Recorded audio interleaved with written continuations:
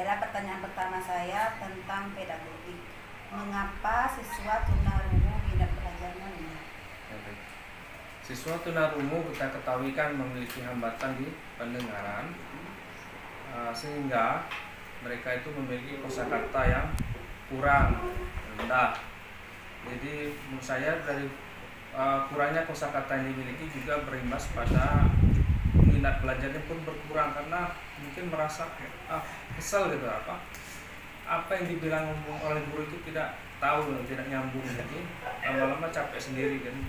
Nah itu mungkin dari gurunya perlu motivasi lagi untuk study lead-nya biar minat belajarnya kembali meningkat. Pertanyaan kedua tentang literasi, Pak. Menurut Bapak, mengapa siswa tunarungu belum bisa merespon kata-kata sederhana? Baik, mereka kan memiliki hambatan di pendengaran, juga berimbas pada pengucapan juga. Jadi inputnya tuh terkendala, jadi mereka pun apa perintah sederhana itu tidak tahu.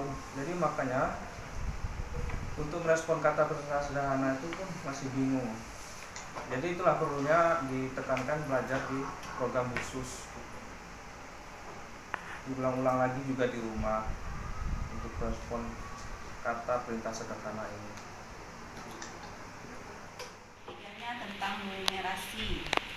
Numerasi, menurut Bapak, mengapa siswa tunarungu dalam operasi hitung bilang bulat masih rendah?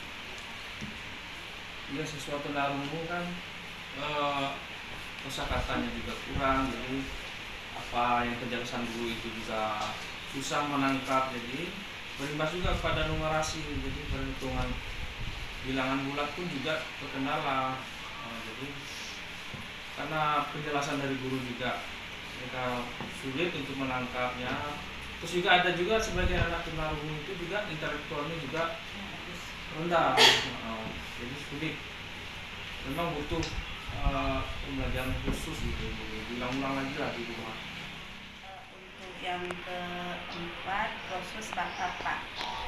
Menurut Bapak, mengapa siswa tunarungu tidak bisa melakukan kearahan suara dalam pengucapan kata dan suara?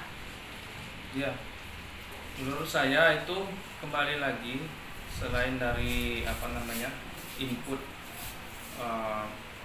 pendengarannya itu terganggu, memiliki hambatan, juga mereka pun biasanya dalam produksi suara itu juga memiliki hambatan. Jadi ketika mengucapkan suatu kata dan suara itu tidak bisa fasih seperti orang yang normal gitu. Mungkin ada juga yang mengeluhkan beberapa itu sakit gitu di tenggorokannya ketika dipaksa mengucapkan kata atau mengucapkan suara. Pertanyaan selanjutnya, Pak, menurut Bapak apa yang menyebabkan kurangnya paham siswa tunarungu dalam pembelajaran IPA? Pelajaran IPA sendiri kan banyak tentang alam ya kan, pembelajaran alam eksak. Jadi menurut saya ada dua kemungkinan. Pertama dari anaknya sendiri, karena kurang bisa menangkap apa penjelasan guru. Kemudian juga dari gurunya, mungkin gurunya juga kurang menggunakan media atau alat-alat atau ngajak ke lapangan juga. Ini loh penjelasan tentang IPA, misalnya proses berubah dari telur menjadi kepompong itu kan, itu harus diajak ke alam, jadi dijelaskan di alam. Mungkin hanya belajar di kelas saja atau ceramah saja, itu dari sisi itu anaknya bosan ya. Pak, apa penyebab kurang perhatian orang tua siswa terhadap anak-anak? Ini juga saya perhatikan di sekolah luar biasa ini, biasanya orang tua itu kebanyakan juga dalam ekonominya juga kurang mampu kan. Jadi kebanyakan baik bapak maupun ibunya fokusnya mencari nafkah, mencari kerjaan di luar. Jadi mereka beranggapan untuk perhatian dan pendidikan anaknya mereka serahkan di sekolah kepada guru. Jadi di rumah sudah cukup apa yang didapatkan di sekolah. Pertanyaan selanjutnya, Pak, Menurut Bapak, hal apa yang menyebabkan masih kurangnya pemahaman guru terhadap model pembelajaran inovatif sesuai dengan karakteristik siswa? Menurut saya itu kembali kepada individu gurunya masing-masing. Kalau gurunya memang tidak ada minat, mau lagi mencari-cari informasi tentang apa sih mode pembelajaran inovatif sesuai karakteristik siswa, maka gurunya juga akan ketinggalan, jadi akan kurang paham terhadap perkembangan teknologi informasi atau pembelajaran inovatif yang bisa diterapkan di kelas. Jadi kembali kepada gurunya mau atau tidak untuk belajar lagi.